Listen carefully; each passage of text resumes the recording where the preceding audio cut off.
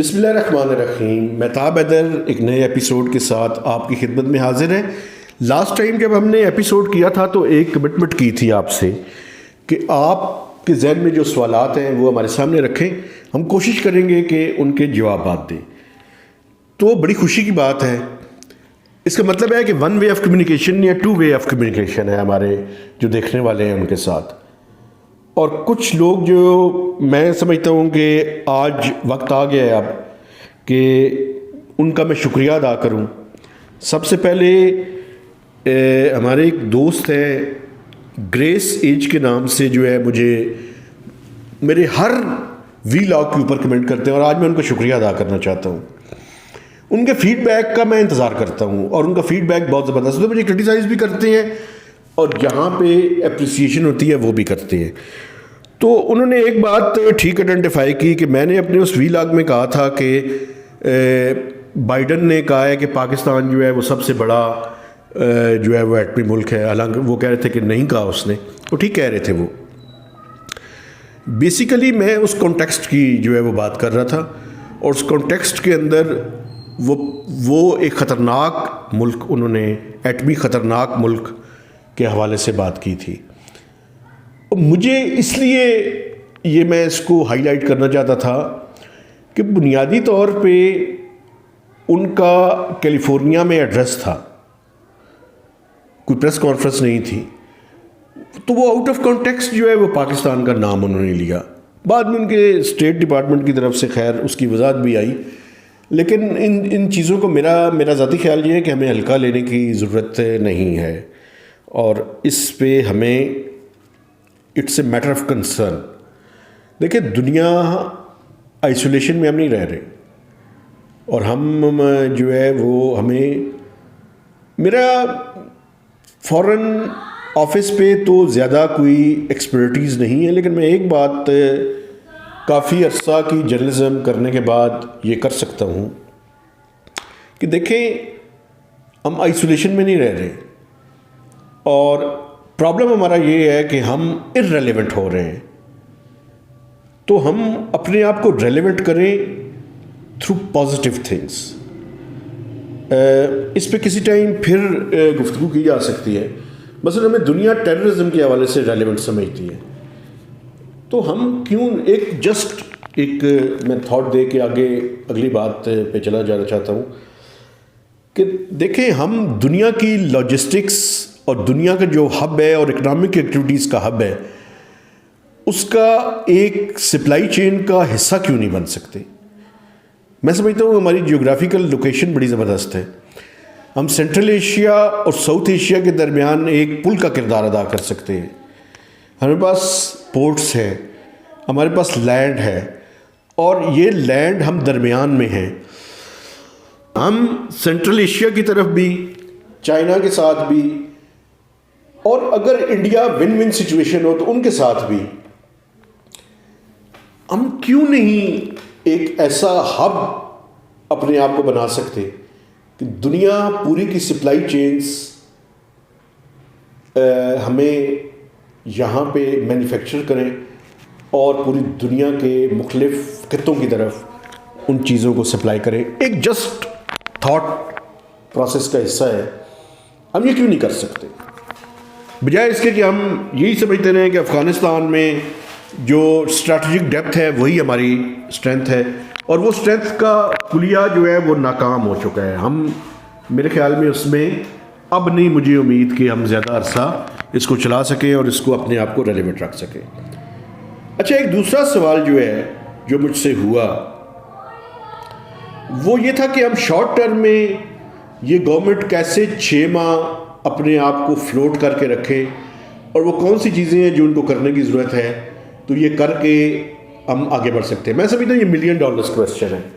इसका जवाब डॉक्टर साहब को देना चाहिए कि उनके जहन में क्या है। उनके जहन में देखिए 2-3 चीज़ें हैं। एक तरफ तो उन्होंने अपनी पॉलिटिकल साख और पॉलिटिकल कॉस्ट और पॉलिटिकल कैपिटल जो काफ़ी खो दिया है पिछले 4-5 माह में PDM की हुकूमत ने, वो इक़दामात ऐसे करने हैं कि वो उन इक़दामात के नतीजे में उनकी वो जो कैपिटल कॉस्ट खो चुके हैं उसको दोबारा से वो हासिल कर सकें। ये सबसे बड़ा चैलेंज है उनका और ये कोई आसान बात नहीं है जो आप मुझसे पूछ रहे हैं।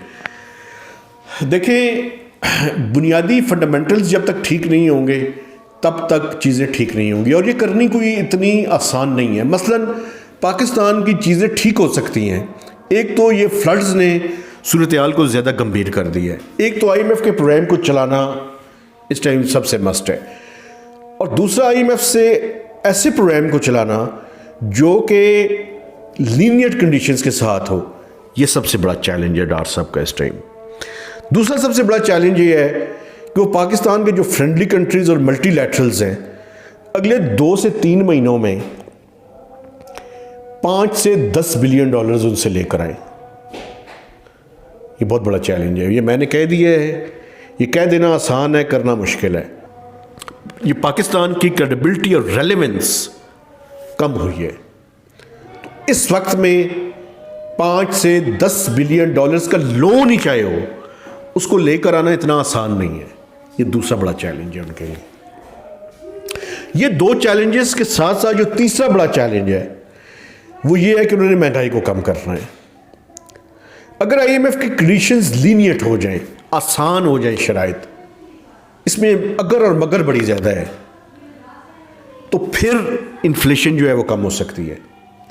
तो ये शॉर्ट टर्म में करने की चीज़ें हैं, लॉन्ग टर्म में ये हुकूमत कुछ नहीं कर सकती, इनके जाने का टाइम है। लेकिन इन्होंने डिफ़ॉल्ट से बचाना है और अपना एक नैरेटिव बिल्ड करना है। जो शॉर्ट मीडियम टर्म में करने की चीज़ें हैं वो मैं 2 आपके सामने रख देना चाहता हूँ, फिर उससे आगे बढ़ूँगा। एक तो उसमें ये है कि आप जो है वो ये कह रहे हैं कि एक तो पावर सेक्टर के ऊपर चीज़ों को ठीक करना ज़रूरी है। मैंने पहले भी कहा है और फिर कह रहा हूँ, और मैं तसल्सल के साथ ये बात कर रहा हूँ कि या पाकिस्तान का पावर सेक्टर इस मौजूदा हालत में रहेगा या पाकिस्तान रहेगा। दोनों में से एक चॉइस इज़ ओवर्स। हमें दोनों में से कोई एक चीज़ को चूज़ करनी पड़ेगी। तो पावर सेक्टर को ठीक किए बगैर गुजारा नहीं है। मैं क्यों कह रहा हूँ उसकी मैं वजह आपको बता देता हूँ, फिर मैं आगे बढ़ता हूँ। 1600 अरब रुपए पिछले साल पावर सेक्टर पे ज़ाया हुआ है, जो पाकिस्तान की डिफेंस बजट से ज़्यादा है। ये सस्टेनेबल नहीं है। इस पे जो है वो वॉर फुटिंग्स पे काम करने की ज़रूरत है, और ये पॉलिटिकल विल का इशू है। मैं आपको ये बता दूं, इसको फिक्स किया जा सकता है, दुनिया ने की है।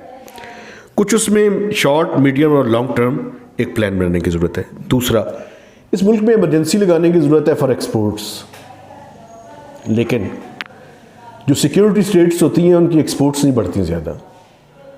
तो एक थॉट प्रोसेस की ज़रूरत है मीडियम टर्म में कि हमने अपनी एक्सपोर्ट्स कैसे बढ़ानी है। अगर हम अपनी एक्सपोर्ट्स नहीं बढ़ा सकेंगे, हमारी सर्वाइवल मुश्किल है, क्योंकि डॉलर्स कमाने का तरीका और कोई नहीं। या रेमिटेंसेस जो पाकिस्तानी बाहर है वो भिजवाएं, FDI यस ये भी एक तरीका है, और एक्सपोर्ट्स है। तो ये 3 चीज़ों के ऊपर हमें ज़्यादा फोकस करने की ज़रूरत है। और तीसरी बात, टैक्सेशन। हमें नाकाम हुई हैं सारी हुकूमतें, चाहे मिलिट्री हो की हुकूमतें भी रही हैं यहाँ पे, पीपल्स पार्टी, PTI, नून लीग, अभी फिर PDM में सारे इकट्ठे हैं। टैक्स नेट में इजाफा नहीं हो सका। तो बैठ के जो चार्टर ऑफ इकॉनमी है उस पे ये तीसरा नुक्ता होना चाहिए। पहला मैंने आपको बताया कि हमने पावर सेक्टर को कैसे ठीक करना है। दूसरा मैंने कहा एक्सपोर्ट्स, FDI और रेमिटेंसेस कैसे बढ़ानी है। तीसरा ये है कि टैक्स कैसे बढ़ाना है। इसके अलावा कोई हल नहीं है। अच्छा, इन्फ्लेशन के बारे में मुझसे पूछा गया है कि इन्फ्लेशन को कैसे जो है वो काबू किया जा सकता है।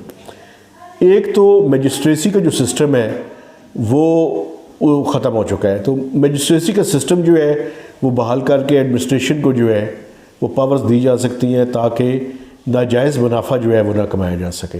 मैं आपको बताऊँ, मेरे दफ्तर के पास एक छोटा से खोखे वाला है, वो खुद चीज़ों के ऊपर हाथ से काट के वो चीज़ों की प्राइसेस लेके और महंगी चीज़ें बेच रहा है। कोई पूछने वाला नहीं है। इस्लामाबाद में डी चौक के पास वो बैठ के बेची जा रहा है अपनी मर्ज़ी से। पानी की कीमत भी अपनी मर्ज़ी से लगाता है और खाने पीने की चीज़ों की कीमत भी अपनी मर्ज़ी से लगाता है। कोई पूछने वाला, इस्लामाबाद में कोई पूछने वाला नहीं है उसको। तो बाकी पाकिस्तान में क्या हाल होगा। दूसरा, थोड़ी सी प्लानिंग को बेहतर करने की ज़रूरत है कि हम जो सब्ज़ियाँ और फ्रूट्स हैं उसमें अगर कहीं शॉर्टेज आ रही है तो एक सिस्टम, एक डैशबोर्ड बनाया है PBS ने, लेकिन इफ़ेक्टिव इन्फोर्समेंट और टाइमली डिसीजन जो हैं वो लैग कर रहे हैं। एक उस पर ज़रूरत है। तीसरा जो है वो डॉक्टर साहब उस पर काम कर रहे हैं। एक्सचेंज रेट को अगर हम बेहतर कर लें तो फिर जो है वो उस इन्फ्लेशन पे कमी आ सकती है। जो ख़तरात हैं वो ये हैं कि हमारी फूड शॉर्टेज का ख़तरा है इस साल नहीं तो अगले साल। एक तो सिंध में आपको पता है कि सैलाब ने, और KPK में जो सैलाब की और बलूचिस्तान में जो सूरत हाल रही है उसकी वजह से हमारा एग्रीकल्चर सेक्टर बहुत बुरी तरह से मुतासर हुआ है, और ये तवक्को की जा रही है कि शायद एग्रीकल्चर सेक्टर की ग्रोथ नेगेटिव हो। तो अगर ग्रोथ नेगेटिव है तो अगले साल, इस साल फूड शॉर्टेज का ख़तरा है, कीमतें बढ़ने का भी ख़तरा है। तो अभी से हुकूमतें जो हैं उसकी प्लानिंग शुरू कर दें। ये शॉर्ट टर्म में मैं समझता हूँ मुझे हाईलाइट करने की ज़रूरत है, और बड़ा अच्छा हुआ ये पॉइंट मेरे जहन में आ गया। और ये इन्फ्लेशन भी इसी हवाले से हमें उस पर काबू पाने की ज़रूरत है। अच्छा, उसके अलावा कहा गया कि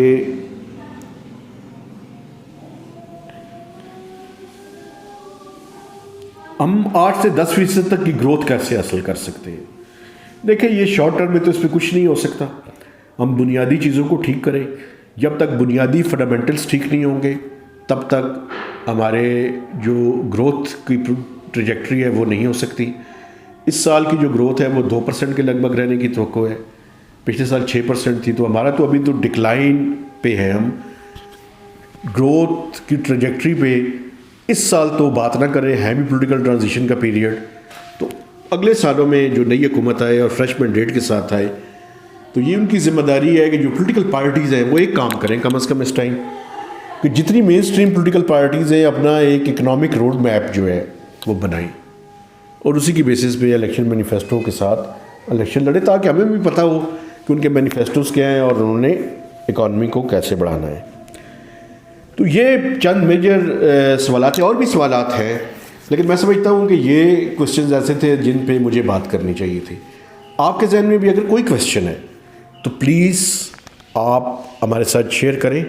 हम कम से कम महीने में एक आध सेगमेंट इस तरह का रखा करें जिसमें आपके जो सवालात हैं उनके हम जवाब दें, और अगर हम मुझे कोई किसी में जवाब में प्रॉब्लम हुई तो मैं अपने किसी न किसी एक्सपर्ट को लेकर आके आपके सवालात का जवाब देंगे। हम 1 वे ऑफ कम्युनिकेशन नहीं, हम 2 वे ऑफ कम्युनिकेशन को इंश्योर करेंगे ताकि ये डायलॉग ओपन हो, और उस डायलॉग के नतीजे में शायद कोई इस मुल्क के अंदर बेहतरी आ जाए। तो मेहताब हैदर को नए वीलॉग तक इजाज़त दीजिए। खुदा हाफिज़।